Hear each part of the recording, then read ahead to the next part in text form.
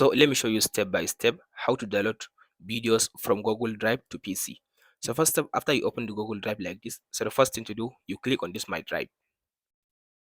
So after you click on the My Drive, so here it will give you all your files in your Google Drive. So if you scroll to down, now you find the video you want to download. So let's say I wanted to download a video like, so I have some videos inside this folder. I'll open this folder. After you open the folder, after you find the video you want to download, so the next thing to do, you just click on this option. As you can see, here is the option. You click on this download button, or you just right click on the three dot. After you go to this three dot, then you click on this download button. So from there, the video will start downloading into your PC. And if you can't find the video in your Google Drive, there is another option you can find the video.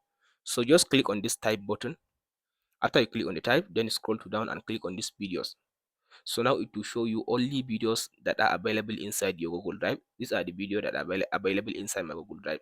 So if I want to download any one of them, so as you can see, here is the location. They are inside this folder. If you want to download any one of them, you can just click on this three dot and then you go to the download button and you download them into your PC. And that's it guys on how to download videos from Google Drive to PC. If this video helps, like and subscribe.